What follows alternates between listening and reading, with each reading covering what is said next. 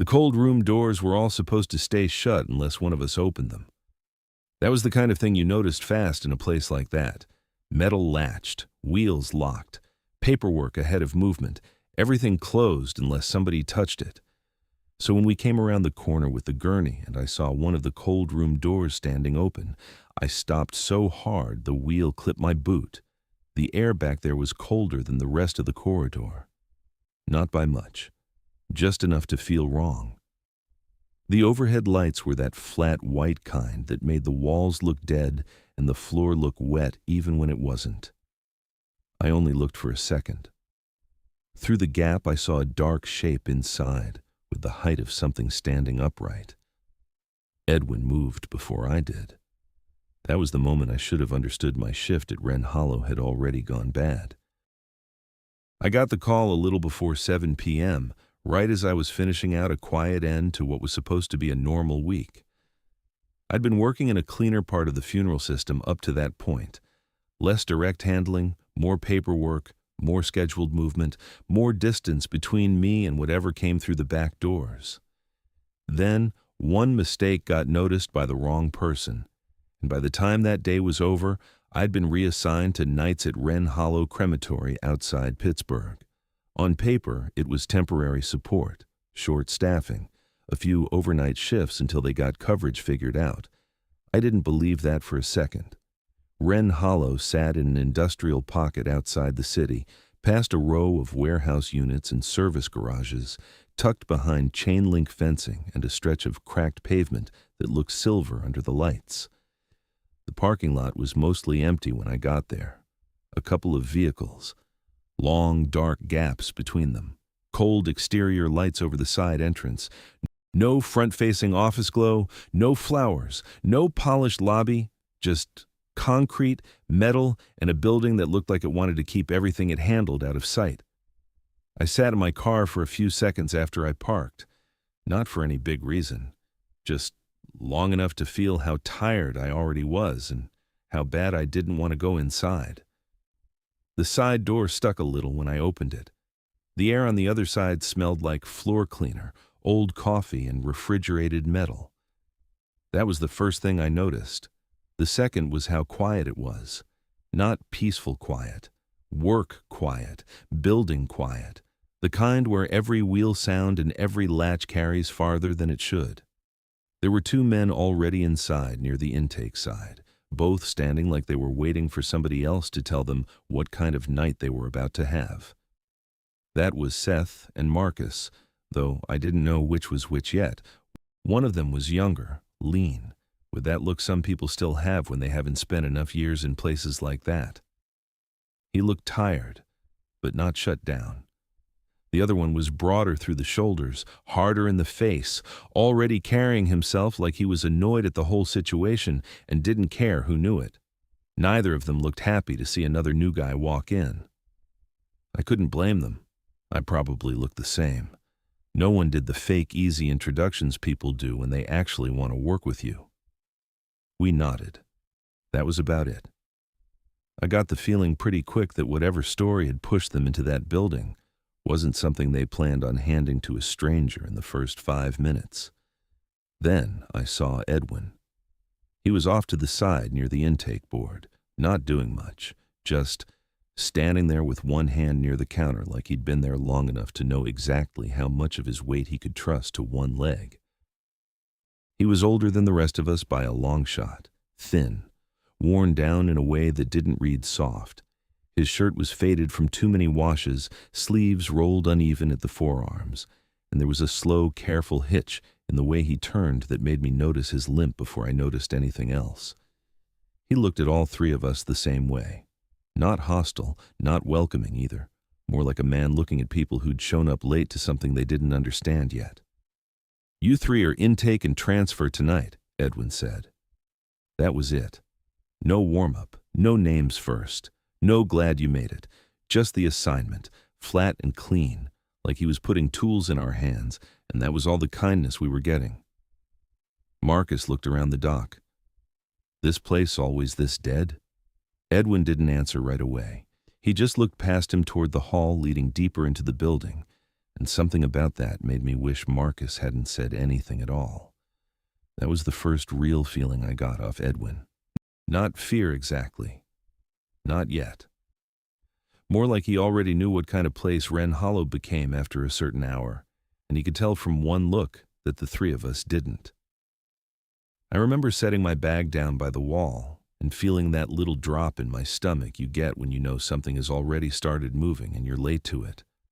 I was tired. I was irritated.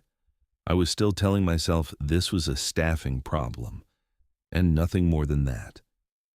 I didn't really believe that either, because even before Edwin said another word, I had the strong, ugly feeling I hadn't been sent out there to help. I'd been sent there to disappear for a while.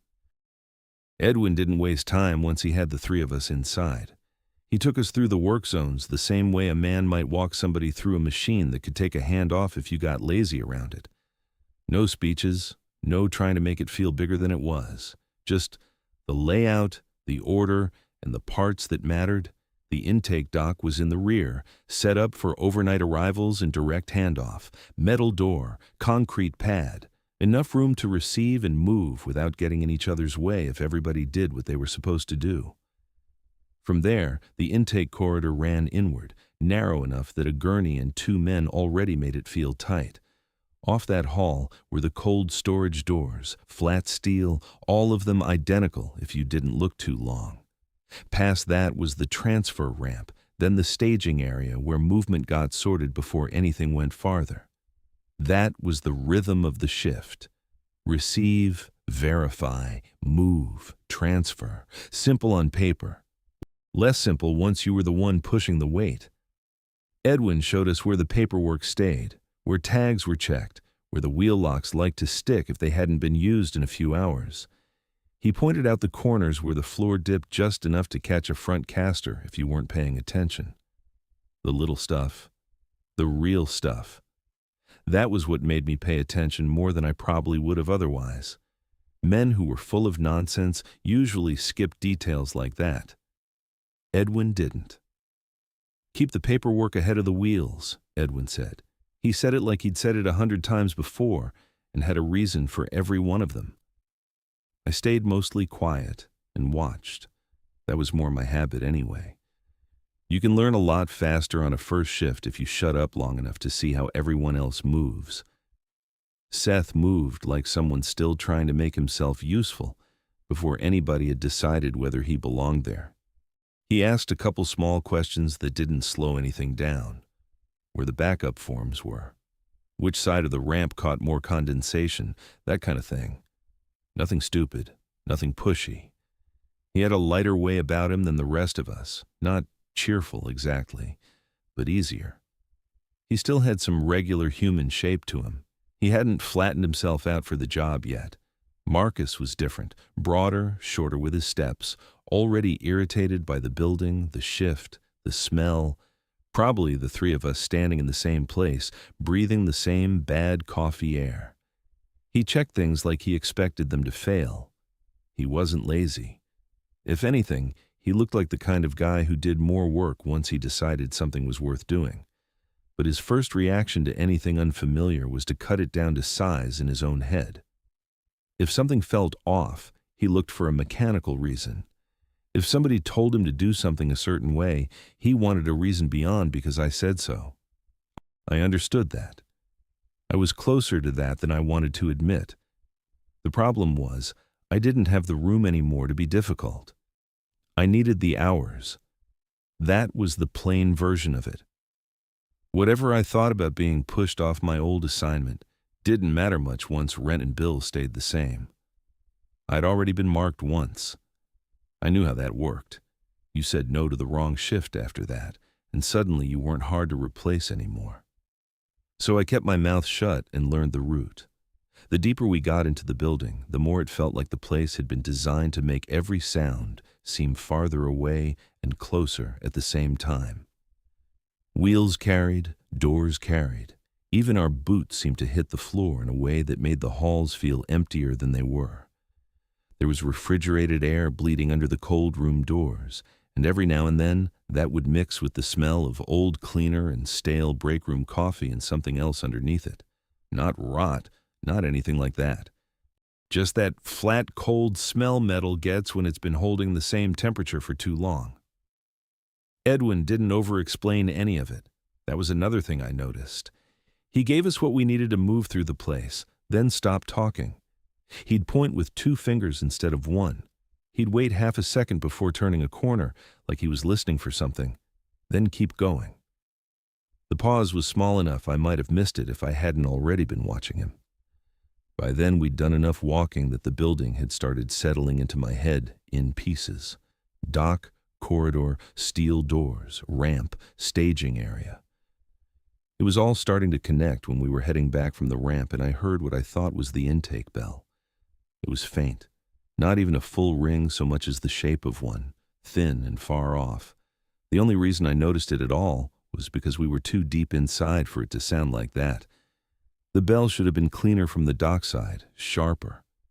This sounded wrong somehow, muffled but not distant in the right way. I didn't say anything at first, I just kept walking. Then Seth slowed half a step and glanced over his shoulder toward the corridor behind us. "You hear that?" Marcus kept moving. I think he muttered something about pipes or echo, but I couldn't have repeated the exact words if you paid me. Edwin didn't answer at all. He just kept us moving down the hall, one hand near the rail as we came off the ramp. That sat with me more than the sound did. If Seth and I both heard something, then I didn't imagine it. But Edwin acting like he hadn't heard anything was worse in a way I couldn't explain yet. Not because it scared me right then. More because it felt deliberate. The work kept going. Tags, forms, wheels, locks, corners. We fell into the shape of the shift a little more every time we doubled back through the same spaces. Seth still felt like Seth. Marcus still looked irritated at having to be there. Edwin still moved like a man who had been inside those walls too long to waste energy on anything unnecessary. And me, I kept telling myself I could get through the night if I learned the route, kept my head down, and did exactly what was in front of me. That was what I told myself anyway. It sounded good in my head, practical, steady. It just didn't hold up for very long. Edwin stopped us in the staging area after another short run through intake. It wasn't a break. It wasn't him trying to be helpful. He just set the clipboard down on the steel counter, checked the board, and stood there long enough for the 3 of us to understand he wasn't moving on yet. The room wasn't much. Concrete floor, scuffed counter, hard white light overhead that flattened everything out and made all 4 of us look worse than we probably did. There was a coffee machine in the corner that had been left on too long, and the smell of it mixed with the cold air bleeding in from the corridor. I remember thinking the room should have felt warmer than the rest of the building, but it didn't. It just felt closed in. That was when I noticed more about Edwin than I had on the walkthrough. Up close, the limp was harder to miss. He favored one leg without making a performance out of it, like he'd been doing it so long it had worked itself into the rest of him. One sleeve was pushed up higher than the other, and when he reached for the clipboard, I caught a look at the inside of his forearm. There was an old scar there, pale and wrong-looking, not fresh, not dramatic, just ugly in a way that said it hadn't healed clean. It ran longer than I expected, half hidden under the rolled cuff. He didn't seem like a man trying to impress anybody. If anything, he looked like he'd already spent too much of himself in that building and had no interest in telling the story of how. Edwin kept his eyes on the intake board. "You follow all 5, or this place starts choosing for you." He said it flat, not low and spooky, not like a warning from a campfire story, more like a man telling new hires how close not to stand to a machine that had already taken skin off him once. Marcus looked at him. "You serious?" Edwin didn't look at him when he answered. Dead serious. That was the first and last bit of room Marcus gave it. He didn't laugh, but I could feel the resistance coming off him anyway. Not because he thought Edwin was joking, more because men like Marcus don't like being handed rules that don't come with reasons they can inspect and take apart. Seth was quieter. He shifted his weight, looked toward the corridor, then back to Edwin. He had that expression people get when something sounds off enough that they don't want to mock it, but they also don't know what to do with it yet. I stood there and listened. I didn't believe all of it, not then, but I believed Edwin believed it, and that was enough to keep me paying attention. He started with the intake bell. After 1 a.m., if it rang twice, we were not to open the loading door on the second ring. We waited for a third. If the third never came, we wrote down the time and moved on. He didn't explain why. He just said it like it had already been tested for us. Then he moved to paperwork and tags. Before any covered body got moved, we checked the toe tag and said only the case number, never the full name. Not in the intake corridor, not after midnight. That stuck with me, because even while he was saying it, I realized he hadn't spoken a single full name since I got there. Not one. He used case numbers, initials once, nothing more. I hadn't noticed it consciously until then, but once I did, I couldn't stop noticing it. It made the room feel smaller. The third rule landed hardest, because I already had a shape in my head for it. If one of the cold room doors was standing open and none of us had opened it, we did not stand in the doorway and look in. We closed it from the side, latched it, and marked the time. If you looked first, he said, it knew which one of you had seen it. That was the first time the room really changed. Nobody said anything right away. I felt that same clipped stop in my chest I'd felt back in the corridor. The open door, the dark shape inside, the height of it. Edwin still didn't dramatize the rule. That was what made it worse. He said it with the same tone he'd used for wheels and paperwork, like this belonged with the rest of the shift. Marcus's face tightened, but not in a scared way, in an irritated one, like the rule offended his sense of how the world ought to work. Seth glanced at me then, just for a second. He didn't know what I'd seen yet, not exactly, but I think he could tell from my face that Rule 3 hadn't come out of nowhere. Edwin went on. We counted every gurney before every transfer, every time. If the count changed after we turned a corner, we did not stop and recount right there. We kept moving until we got back under full light. That one sounded almost silly at first, at least until I looked at Edwin and realized he wasn't giving us anything optional. There was no space in his face for maybe. Then came the last one. If somebody called your name from behind a closed steel door, you did not answer, you did not stop, you did not turn around. It didn't matter whose voice it sounded like. He let that sit there. The room didn't get louder after that. It got quieter. That stale coffee smell, the hum overhead. Somewhere farther back in the building, something metallic settled with a soft pop. I remember rubbing my thumb against the side of my hand just to have something to do. I remember thinking there were too many rules for one shift, and none of them sounded like the kind of thing a sane building should require. Marcus looked away first, not out of fear exactly, but out of annoyance. Seth kept staring at the counter. Edwin just stood there with one hand resting near the clipboard, waiting to see whether any of us were going to say something else. I didn't. Part of that was because I didn't know what to ask. Part of it was because there was something about him I already understood. He wasn't going to give us a neat explanation. Whatever had made those rules had happened one piece at a time, and whatever it had cost him, he'd already decided we were only getting the part that kept us moving. That should have made it easier to dismiss. It didn't. Because ridiculous rules are one thing. Specific rules are another. And everyone he gave us had the same shape to it. Not superstition, not imagination, damage. I remember looking again at the scar on his forearm when he reached for the clipboard. Then, the careful way he shifted his weight when he turned. I remember thinking I didn't know what had happened to him in that building, but I was looking at proof that something had. And what bothered me most was that Edwin still wasn't trying to convince us. A man telling a story wants you to follow him. Edwin didn't seem to care whether we believed him or not. He just wanted us to remember what he said. We got back to work after that, and for maybe 20 minutes, nothing happened that felt bigger than the job. We moved one covered case off intake, verified the tag, pushed through the corridor, brought it down the line the way Edwin had shown us. Wheels, paper, corners, steel, light. The same small routine over and over until your body started doing parts of it before your brain caught up. That helped more than I wanted to admit. Work has a way of flattening bad thoughts if you give it enough repetition. For a little while, I let myself believe that was all that room had done to me. Edwin handed over his rules. I listened harder than I expected to, and now we were just going to get through the shift one transfer at a time. Then we came back down the intake corridor with an empty gurney, and I saw one of the cold room doors standing open again. It wasn't all the way open, just enough. That was what hit me first.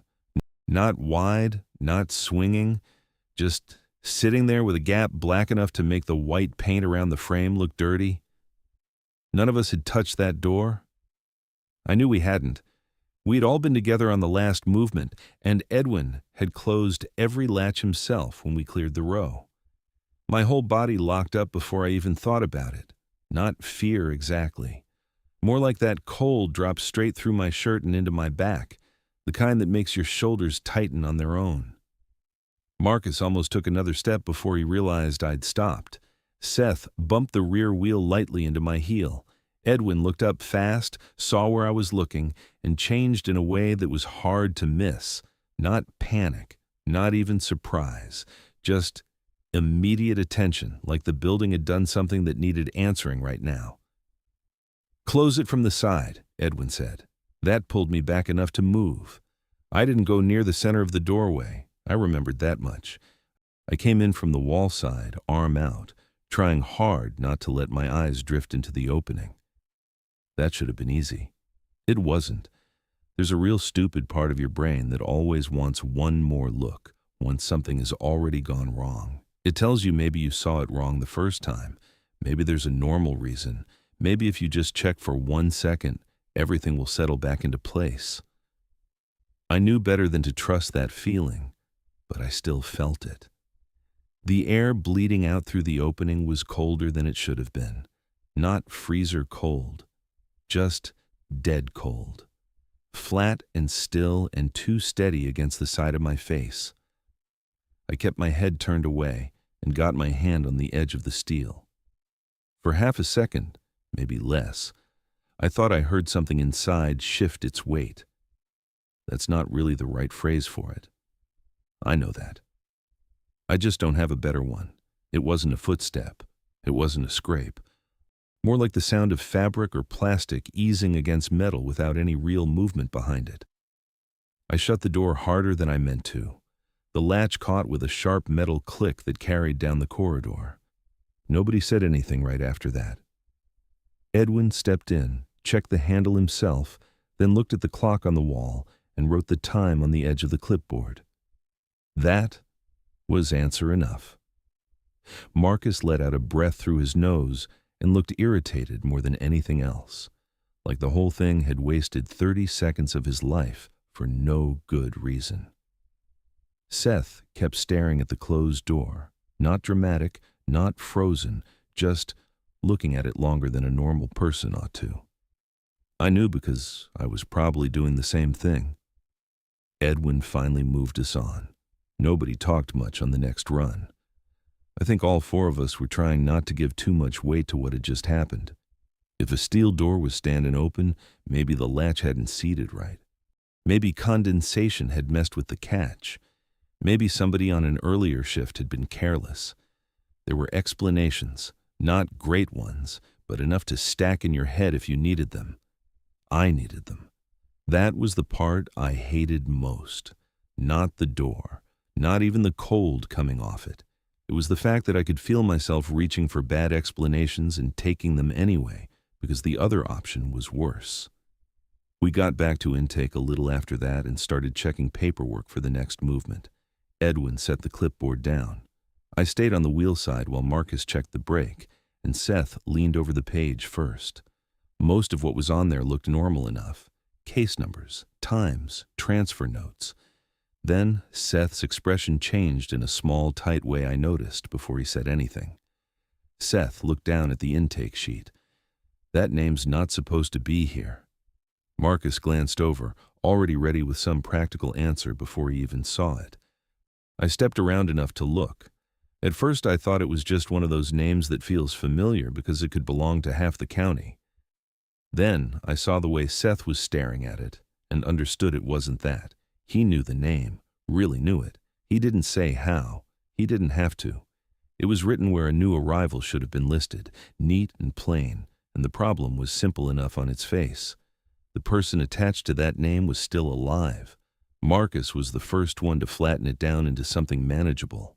Bad carryover from another file, old form mixed into the wrong stack, somebody on days entering a line where it didn't belong, that kind of thing. All of those sounded possible. That was what made them useful. I wanted one of them to be right. Edwin stepped in and looked at the sheet. He didn't react big. That would have been easier, honestly. Instead, he went still for one beat too long, then took the clipboard back a little quicker than he needed to. Not snatching it.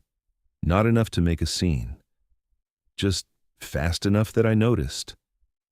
Then he checked the rest of the page like he was making sure nothing else had shifted on it while we were looking. No explanation came. That bothered me more than if he'd told us it was a typo and moved on. Seth tried to half shrug it off after that. I could tell he wanted to. He said nothing else, but his face had changed in a quiet way. Not scared. Not yet. Just more awake than he'd been a minute earlier. Like the room had gotten narrower around him without anybody else commenting on it. Marcus kept treating it like bad paperwork, and I let him. It was easier. Easier to think of the page as wrong than the building. Easier to believe forms got mixed than that a place like that might start putting the wrong people in the wrong columns. We moved on to the next task because that was what the job demanded. Wheels had to move. Tags had to be checked. Doors had to be opened by the right hands and closed again before you forgot them. But the shift didn't feel the same after that. The open door had put a shape in my head I couldn't quite shake. The name on the sheet made it worse, because it took that wrongness out of the corridor and dropped it into something simple and human. A page, a line, a name somebody could know. That was the first time the place stopped feeling off in a general way and started feeling personal. The next transfer was the one that changed the shape of the night. Up to then, everything wrong had still left me room to lie to myself. An open, cold room door could be a bad latch if you needed it to be.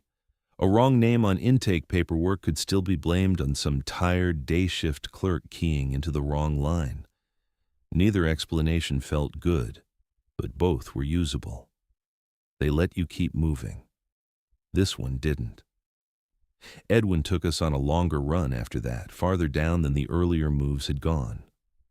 We came off the main corridor, down a narrower stretch where the overhead lights were spaced wider apart, and one of them had that weak pulse old fluorescent tubes get before they give out for good. It wasn't flickering enough to turn the place into a movie. It was worse than that. It held steady most of the time, then dipped just enough to make the next 10 feet look farther away than they were. The floor narrowed too. The wall on one side was cinder block painted over too many times. The other side was lined with steel doors and utility panels set deep enough that every shadow had a hard edge. The gurney took up more of that hall than it should have. Once all four of us were moving with it, the safe space around our bodies felt shaved down to inches. Edwin was in front on the left rail. I had the rear corner. Seth was opposite me. Marcus was floating half a step off to the side, ready to move in where needed, which was how the run made sense with the width we had. It was tighter than the earlier routes and less forgiving if anyone got cute with their footing. That was where Rule 4 came back to me. Count every gurney before every transfer. It sounded stupid when he first said it. Not stupid enough to laugh at, but stupid enough that your brain wanted to flatten it into habit and move on. Standing there in that corridor, I understood why he'd worded it the way he had. Not because I believed anything impossible yet. More because I could feel how easy it would be to lose track of shape and position once the building started pressing in. We only had one gurney with us. I counted it anyway. 1. I could tell Marcus hated that I was doing it, not openly. He just had that look, that one where a man decides you're taking the weird part of a job too seriously and he doesn't have the energy to argue yet. The wheels sounded different on that hall, louder, hollow underneath. The front caster clicked once where the floor dipped near a drain seam, and I felt the drag of the loaded weight shift through the rail into my palm. Then, we turned the corner. The turn itself wasn't hard, tight but manageable. Edwin cleared first, called the angle with his body instead of his voice, and the rest of us followed. I brought the rear around slow so the wheel wouldn't clip the base of the wall, and for half a second, I could have sworn there were 2 sets of wheels moving, not one gurney. 2. It wasn't even something I understood cleanly at the time, just an extra pattern inside the sound, a second line under the one we were making, not beside us, not in front, almost inside the echo of it. My hands tightened on the rail. I looked up to check the count and hated myself a little for doing it because the rule had been clear about that too. If the number changes after the corner, don't stop and recount there. Keep moving until you're back under full light, but instinct is faster than memory sometimes. For one ugly second, the corridor felt crowded in a way it shouldn't have. Edwin ahead, Seth across from me, Marcus drifting right, the covered body between us, and something in my head insisted there should have been one more frame in the line than there was. I kept moving. That was the only right thing I did in that stretch. The weak light over us gave out for one beat and came back. Not dark, not fully, just a drop. That was enough to make the steel doors on the wall side turn into darker rectangles and the far end of the hall look longer. Then the intake bell rang. Not faint this time. Not far off. Close. Too close. It came from somewhere behind us and to the side at the same time, which made no sense at all because there was no intake point in that section of the building. Nothing back there but the corridor, utility access, the route we were already on, and the rooms that should have stayed closed unless somebody on shift opened them. Marcus looked back down the corridor.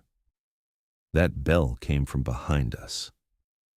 He said it the way a practical man says something he thinks other people somehow missed, not scared, not dramatic, just certain. And in any normal building, he would have been right to react. If the intake bell rang, somebody had to answer intake. That was the job. That was how the place worked. It wasn't a stupid choice. It was exactly the choice the building had trained him to make. He peeled half a step away from the moving line. Not much, just enough. That was all it took. Edwin grabbed the rail. I don't care where you think it came from. Stay on the wheels. That was the first time his voice changed, and that was what got to me. Not loud, not out of control, but sharper than anything I'd heard from him so far. Clean fear turned into command. It hit me harder than the bell did, because it meant whatever had just happened wasn't inside the territory he thought he still had under his feet. Marcus checked himself and moved back in, but the rhythm was already gone. The formation broke for a second. Seth had looked back too. I felt the rear wheel pull slightly left under my hand because I'd slowed without meaning to. Edwin overcorrected to keep the front from clipping the wall. All of us were still moving, but not together anymore. Then the count shifted. I can't explain that part any better than that. It didn't happen like magic. Nothing appeared out of thin air. There wasn't some impossible body dropping into the middle of the hall. It was worse because it stayed close to the edge of normal.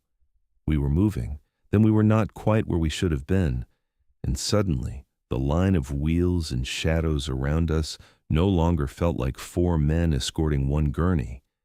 It felt like we were making room for another one. I saw it in the floor reflection first. The overhead light was weak, but the concrete still held a thin shine where it had been mopped earlier in the night. In that shine, ahead of my own wheel, there was the shape of another set of caster shadows moving one beat out of time with ours. My stomach dropped so fast it almost hurt. Seth must have felt something off too, because he tightened his grip and pulled inward too hard. The real gurney drifted toward the wall side. Edwin swore under his breath and forced the front back straight. Marcus, now fully back on the rail, looked down at the floor and then forward again like he didn't trust what he'd just caught. Nobody stopped. That was the only reason it didn't get worse right there. We kept moving because stopping would have meant looking directly at the thing the motion was trying to add to us. The bell rang again, farther back now, but somehow lower, as if the sound had dropped down the corridor rather than traveled through it. I felt my shoulders climb toward my ears. The weak fluorescent above us buzzed once and steadied out. Edwin drove us through the rest of that hall faster than he had any other route all night. Not sloppy, just hard. He took the next turn without giving any of us time to question it, and when we came back under fuller light near the wider service junction, he finally let the pace break. All four of us checked the line then. 1 gurney, 1 body, 4 men. Nothing extra. Nothing there that should have explained what I'd just felt. Marcus stepped back from the rail first. He didn't say anything. He looked down the corridor we'd come from, then at the wheel nearest him, then at Edwin. The irritation in him was still there, but it had cracked. You could see the space where logic had started slipping. Edwin wasn't looking at any of us. He was staring back into the dim section we'd just cleared, like he was waiting to see whether something would decide to follow us into the better light. That was when I understood the real problem. The 5 rules weren't built for whatever that bell had just done. The original danger, whatever shape it used to have, must have had edges, zones, limits. A bell belonged to intake. Doors belonged to their rooms. A voice belonged behind steel if that was where it started. Even if the rules were insane, they still suggested the place had boundaries. That moment in the corridor was the first time I felt one of those boundaries give way. Edwin knew it too. I could see it in the way he held himself, tighter than before, one hand still on the rail, like letting go might be the same as giving something permission. Marcus wiped his palm on his work pants and glanced at me, not for comfort, not for agreement. More like he was checking whether I'd seen enough to confirm he wasn't losing his mind. I had. Seth stayed quiet. He still felt like himself then, just more alert, like the night had reached over and gotten a hand around the back of his neck. Edwin finally moved again, but it wasn't the old rhythm anymore. He changed the route back without explaining why, kept us in better lit stretches where he could, shortened corners, checked every handle with his own hand before moving on. That was the part that stayed with me. Not the bell, not even the floor reflection. It was Edwin changing the way we moved through the place like he already knew the old way wasn't enough anymore. After that corridor run, nobody relaxed again. We kept moving because the shift still had to move, but it wasn't the same kind of movement anymore. Earlier in the night, there had still been a little room inside each task, a little room to think about the next thing, to stay annoyed, to tell yourself you'd figure the place out if you just paid attention. That was gone now. Everything felt closer. Every steel door looked heavier. Every turn in the corridor felt like it hid more than it should. Edwin changed how he worked after that. He didn't announce it. He just did it.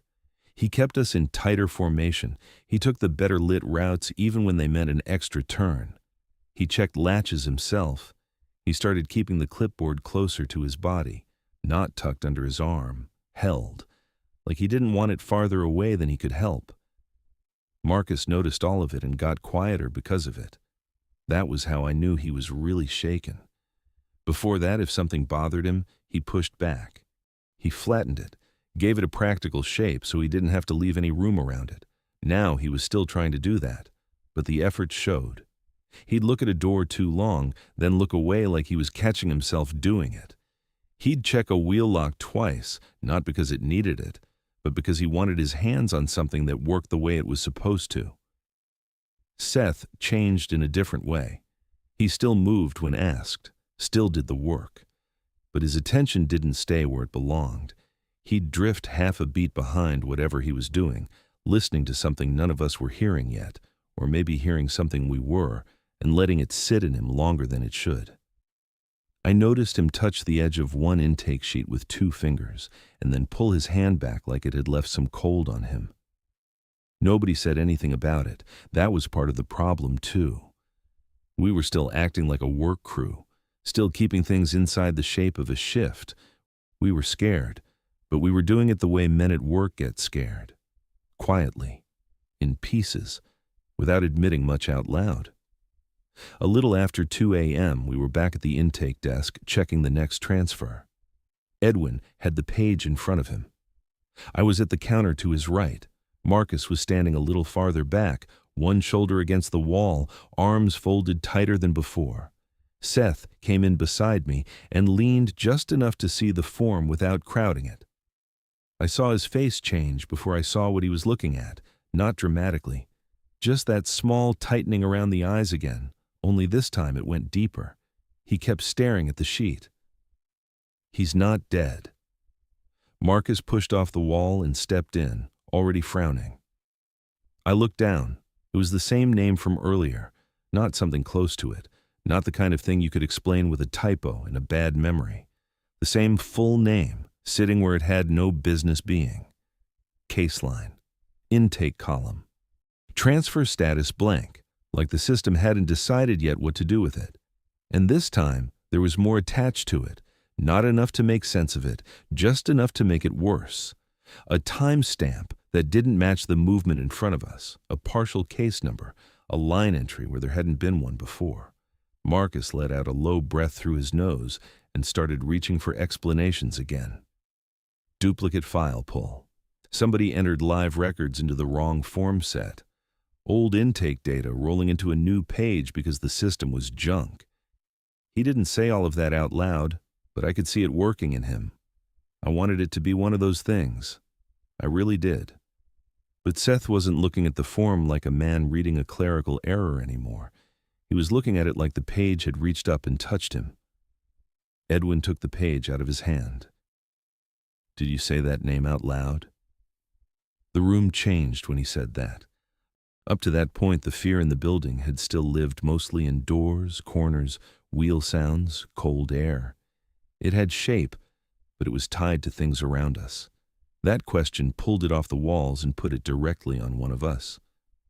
Seth looked at Edwin and then at me, like maybe he'd misheard what kind of question that was supposed to be. "I just said he's not dead," he said, and even then his voice sounded thinner than it had all night. Edwin didn't answer right away.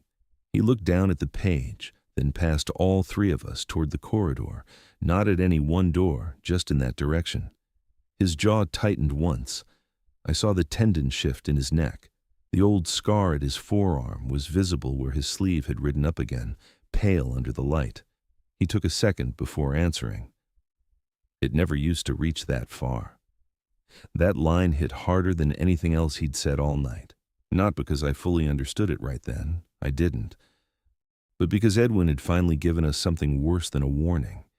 He'd given us comparison. He'd told us there was a before, and whatever was happening to us had moved past it. Marcus heard it too. I could see it in the way his face changed. The annoyance finally fell out of him and left something meaner behind. Not panic, not yet. Just the look of a man whose working explanation had failed him in real time.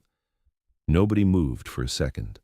Then, from somewhere down the corridor to our left, behind a closed steel door, I heard my name.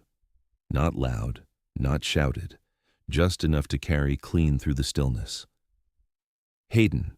Every muscle in my back locked at once. It sounded close. Close enough that some part of me already wanted to turn before the rest of me caught up and remembered Rule 5. Don't answer, don't stop, don't turn around. Doesn't matter whose voice it sounds like. The voice hadn't sounded like anyone I could place. That wasn't the part that got me. The part that got me was how normal it sounded. No strain, no drama, no obvious wrongness to it. Just a man's voice behind a closed steel door, saying my name the way someone at work might say it to get your attention. I kept my hands where they were.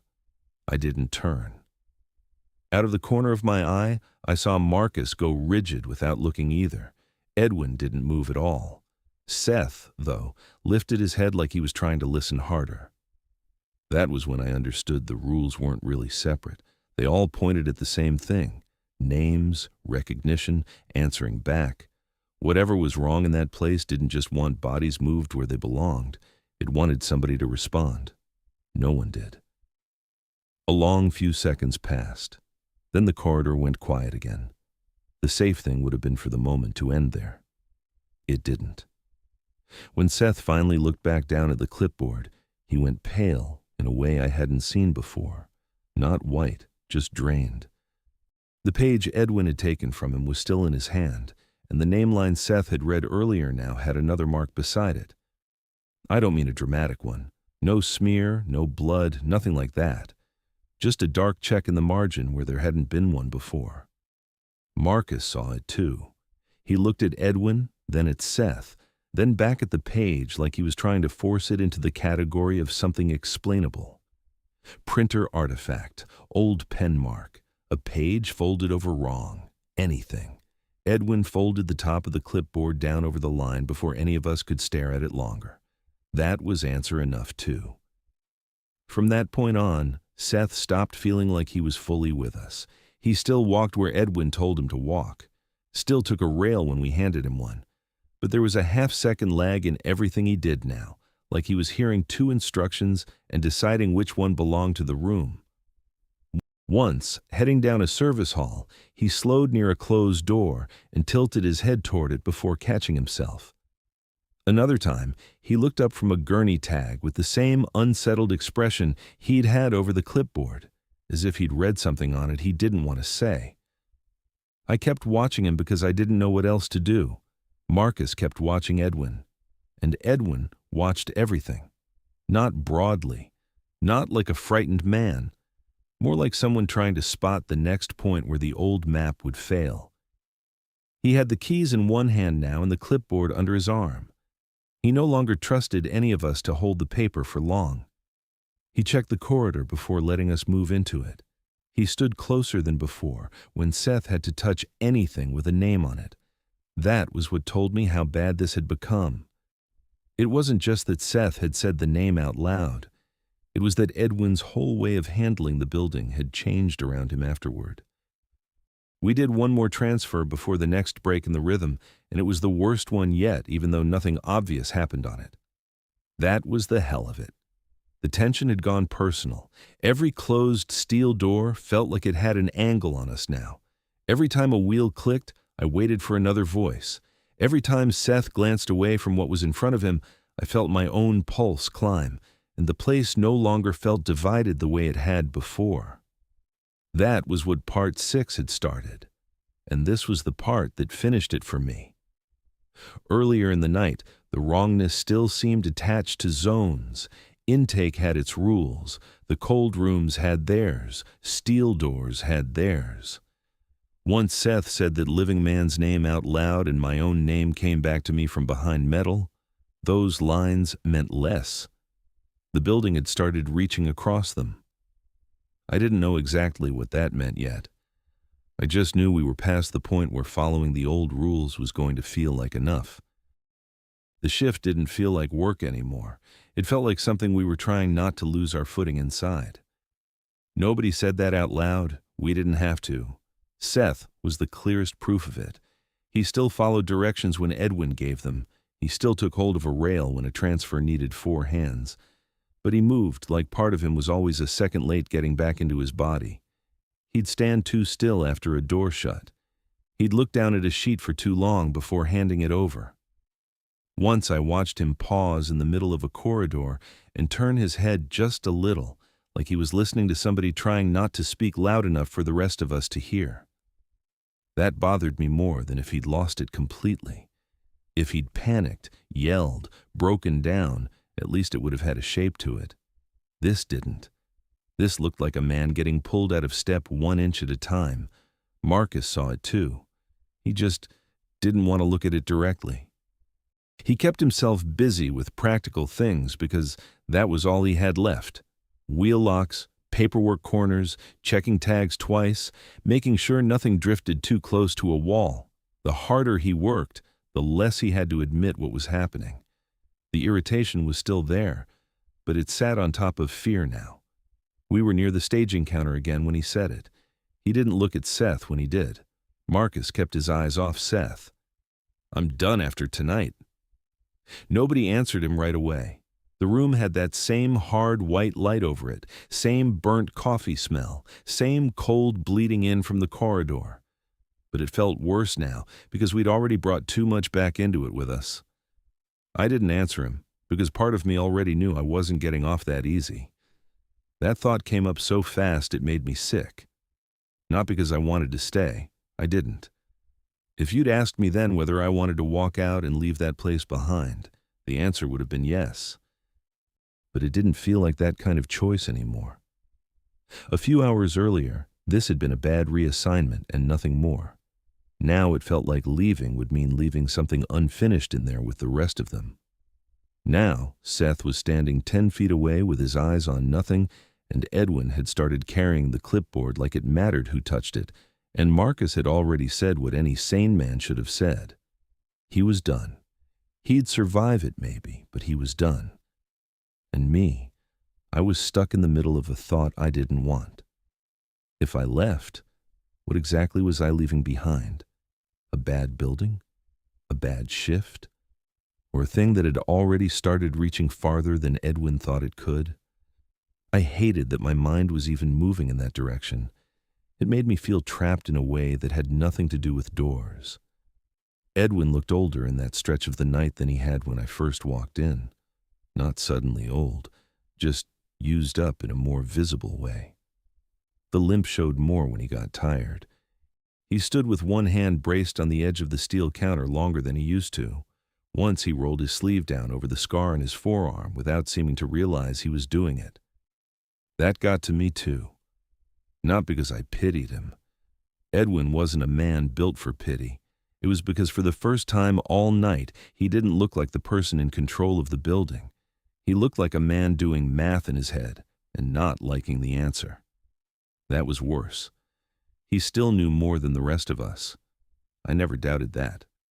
But he'd started looking like somebody carrying something too long and understanding, maybe before any of us did, that he didn't have enough left to keep carrying it the same way. Seth drifted toward the corridor again a minute later. Not far. Just enough that Edwin noticed and stepped across to stop him without making it look like stopping him. Seth blinked like he'd just come back from somewhere else. He looked normal when you caught him in still frames. That was the thing. His face was still his face. His voice, when he used it, still sounded like his voice, but the timing of him had changed. He'd answer a beat too late, reach a beat too late, listen too long after a sound had already died. It was like the building had put a hook into his attention and was testing how hard it could pull. I kept watching him because I didn't know how not to, and every time I did, I felt this mean little turn inside my chest because I could see what the cost looked like now. Not death. Worse, in a way. A person still standing there, still breathing, still doing the job, but already slipping farther away from the rest of us. That was when it got personal for me, not when my name came through the steel door. Here. Watching Seth turn into somebody who might make it to daylight and still not really come back, Marcus started checking the time more after that, not with his phone. Just glancing at the wall clock whenever we passed one, like he needed proof the night was still moving forward and hadn't stalled around us. He quit arguing with Edwin completely. That alone told me how scared he was. Men like him don't stop pushing back unless something has finally taken the ground out from under them. And I kept doing the work because I didn't know what else to do. That sounds weak now, maybe. It probably is, but it's the truth. We still had bodies to move. We still had intake to cover. The shift didn't care what was happening to us. It kept handing us the next small task and the next one after that. Check the wheel, watch the corner, take the rail, don't say the name, don't answer the voice. Keep going. I understood by then that fear at work doesn't always look dramatic. Sometimes it just makes everything smaller. Smaller choices, smaller thoughts, smaller hopes. You stop asking whether you can fix the whole thing. You start asking whether you can get one more transfer done without letting somebody slip out of line. And under all of that, something uglier kept growing. The thought that this place had already done to me exactly what my reassignment had started. It had taken a man nobody wanted on another assignment and put him somewhere worse, somewhere quieter, somewhere easier to lose. And now it was turning that into leverage, making me the one who'd seen too much, the one who might not get to just clock out and go back to being nobody important. I didn't want that. I fought it the whole time. But by then, fighting it and knowing it were two different things. We got through the next stretch of the shift the way people get through bad weather when there's nowhere to go. Head down, keep moving. Pretend the last thing that happened was the worst thing that could happen, because that lie at least gives the night a ceiling. It didn't hold. Edwin stopped us in a wider service junction where 3 corridors met, and the light was better than the sections behind us. Better didn't mean good. It just meant I could see all 4 corners without having to squint into them. There was a steel utility cabinet on one wall, a drain cut into the floor, and enough room to set a gurney off the center line without blocking the path. Seth was still with us, but not all the way. He'd gone quiet enough that the silence around him felt separate from the silence in the building. Marcus stayed close to the wall, arms folded, jaw tight, not trying to explain a damn thing anymore. Edwin stood with one hand on the rail and the clipboard tucked against his side. He looked tired in a way I hadn't seen earlier. Not sleepy. Worn through. I was the one who finally started putting it together. Not cleanly, not all at once. Just piece by piece, the way a bad idea forms when enough wrong things line up in the same direction. The intake bell after 1 a.m. had rules because it mattered when you answered it. Names had rules because saying them mattered. The count had rules because the number could stop meaning what your eyes thought it meant once you were out of good light. The voice behind the steel door had rules because hearing your name wasn't the real danger. Answering it was. None of those rules had ever been about superstition. They were about recognition. That was the word that finally clicked for me. Not ghosts, not possession, nothing clean like that. Just recognition. Seeing the wrong thing and letting it know you saw it. Saying the wrong name. Answering the wrong voice. The whole night had been built around that. And it was getting it in ways his 5 rules hadn't been built to stop. Edwin looked at the closed doors. 5 used to be enough. I stared at him. The words landed hard because he said them like a man admitting a piece of equipment had failed under load. No drama, no mystery. Just a fact he didn't like. Used to be, I asked. He kept his eyes on the steel. Not anymore. That was the closest he ever came to saying he'd lost ground. He didn't launch into some long explanation after that. Thank God. If he had, I probably wouldn't have trusted half of it. Edwin only gave us what he had to, and what he gave us was enough to make everything worse. The bell, he said, used to stay where it belonged. Intake was intake. If it sounded wrong, it still sounded wrong from the right side of the building. It didn't chase you down service halls. It didn't ring from behind you. The names on the paperwork used to stay on the dead. Wrong tags happened. Wrong entries happened. But that was clerical wrong. Human wrong. This was something else. Something that had started reaching past the usual line. He didn't say what had changed it. Maybe he didn't know. Maybe he had theories and was smart enough to keep them to himself. Either way, I didn't need more than that. Not after the corridor. Not after Seth read a living man's name off the intake sheet and my own name came back to me from behind steel. The rules had not been built to beat it. They'd been built to deny it what it needed. That changed the meaning of the whole night. The bell ringing where it shouldn't wasn't just one more wrong thing. It meant the signal had slipped free of the place it used to belong. The name on the page wasn't just bad data either. It meant the intake process had started reaching toward the living, and Rule 4 wasn't there because Edwin liked order. Count mattered for the same reason names did. Once you confirmed the wrong thing, maybe that was enough. I hated how much sense it made once I saw the pattern. It made more sense than any sane explanation should have. I looked at Seth then, and that was where the whole thing stopped being theory. He stood a few feet away, staring at nothing again, lips parted just a little like he was listening to a voice too low for the rest of us. He wasn't shaking. He wasn't crying. He wasn't even acting crazy, if that word means anything useful. He just wasn't fully in the same place the rest of us were anymore. That was the cost. Right there. He had acknowledged the wrong thing in the wrong way, and now the building was answering him back. Marcus must have been following enough of the same line of thought, because when he finally looked at Edwin again, the look on his face wasn't anger anymore. It was the expression of a man trying to decide whether he was standing inside the first bad night of the rest of his life. That got under my skin because I knew exactly what he meant without either of us saying it. If Edwin's rules had held for years and they were failing now, then this wasn't just our problem. It wasn't just one shift gone bad. It meant the next men through those doors would walk in thinking they understood the boundaries of the place when they didn't. It meant the map they'd be handed would already be old. That was when I understood why Edwin looked the way he did. Not like a man guarding a secret, like a man who'd spent too long learning how to survive one version of a thing only to watch it turn into another. He hadn't been keeping that place under control. He'd been holding it off. There's a difference. A big one. You can train around a machine. You can work around a bad section of floor.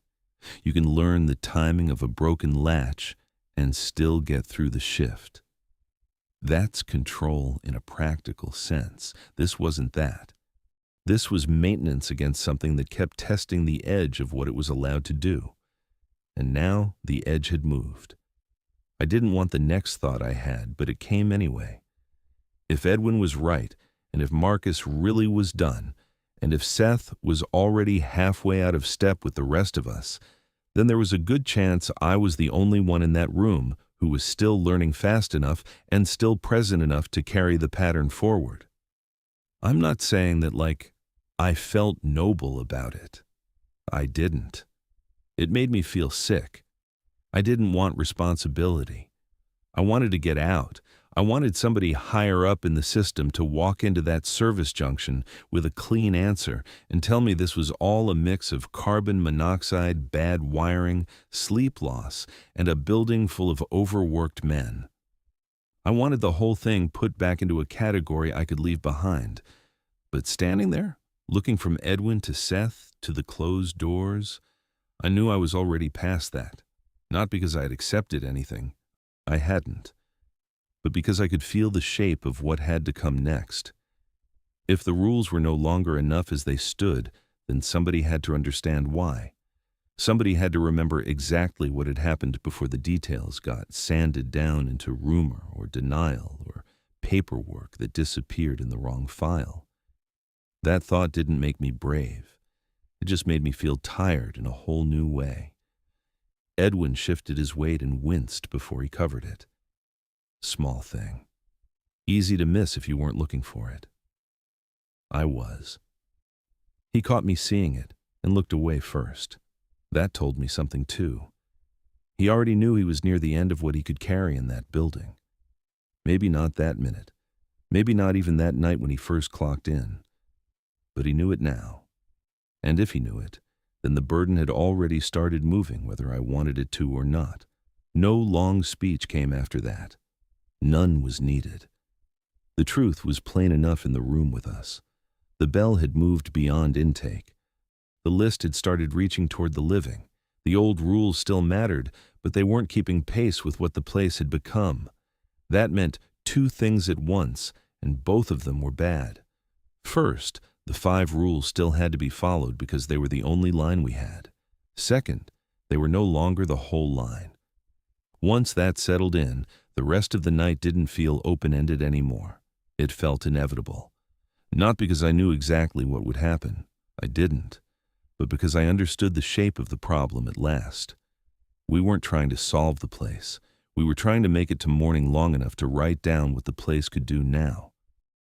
The last part of the shift didn't blow up on us. It just got tighter.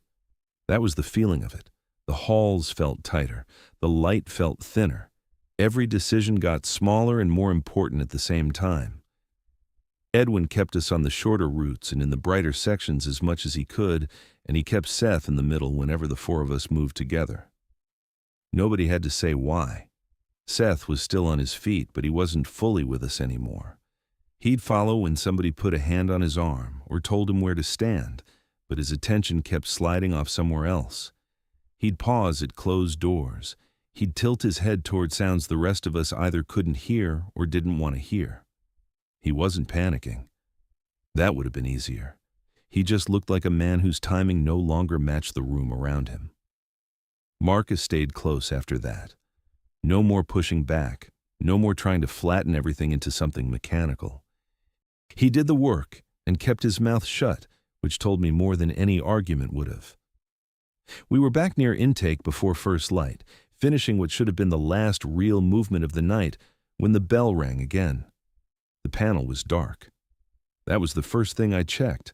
No light on the board, no fresh signal where it should have been. But we all heard it, one ring, then another. Clear as anything, not from the dock, not from the corridor. Just there, in the walls and the steel and the floor under the wheels. Nobody moved toward the loading door. Seth did something worse. He let go of the rail. At first, it was only a step. Slow, calm, like he was hearing someone call him from just out of sight and didn't want to make them wait. He turned toward the cold side corridor with that same flat look he'd had on and off for the last hour, and I caught his sleeve before he got 2 full steps away. Marcus had his shoulder right after that. Edwin got in front of him. Seth didn't fight us. He kept trying to move anyway. That was the part that made my stomach turn. It wasn't force, it wasn't panic, just a steady wrong pressure, like his body had already decided it was going somewhere, and the rest of us were the thing in the way.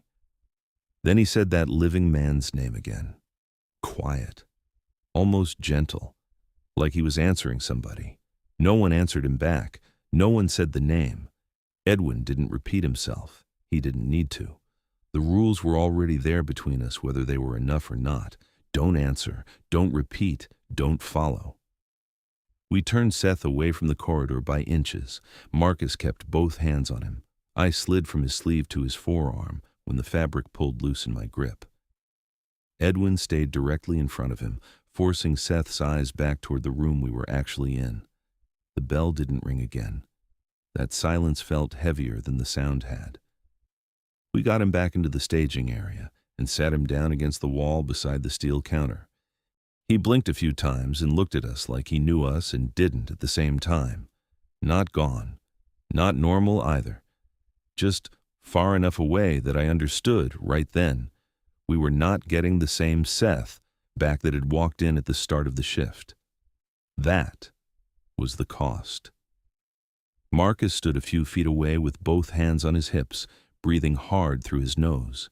He didn't look at Seth for long. He didn't look at Edwin much either. He looked like a man already trying to imagine the rest of his life somewhere far away from steel doors, intake forms, and any job that ran after midnight. Edwin looked tired in a deeper way than before. The limp showed more. He had one hand braced on his knee when he crouched in front of Seth, and when he stood back up, it took him longer than it should have. He wasn't dramatic about it. That would have been easier to take. He just looked like a man who knew he had reached the edge of what he could keep doing. Morning finally started thinning the dark at the high windows. The building didn't feel safer in daylight, just easier to see. Seth made it out alive. That matters. He walked out under his own power. He never came back to work. Marcus made it out too. He lasted long enough to quit. Later I heard he took a warehouse job on day shift. I never blamed him for that. Seth was different. First, he stopped answering messages, then his number changed. Then the place he'd been renting was empty before the month was over. No one I talked to had a clean answer about where he went. That fit too well with the rest of it. Edwin didn't give me a speech when the shift ended. He went to the desk, opened the drawer, and stood there with the keys in his hand for a second before setting them down between us. Edwin set the keys down between us. "You know enough now." That was all. Not a ceremony, not a blessing. Just a man laying down something he knew he couldn't carry the same way anymore. Marcus was done. Seth was gone in every way that mattered. Edwin was leaving. That left me. Not because I wanted it, not because I was brave, just because I was still there and I understood what had changed. Later, when the place was quiet and the daylight had flattened everything into something almost normal, I found the old rule page in the desk.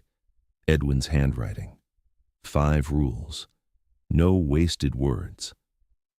I looked at the old page, then wrote the 6th rule underneath the 5th. If you hear the intake bell somewhere there shouldn't be one, do not go looking for it. Then I added the 7th. If the name of a living person appears on an intake sheet, do not say it out loud, and do not leave the man who saw it alone before daylight. I wrote them because the old 5 weren't enough anymore.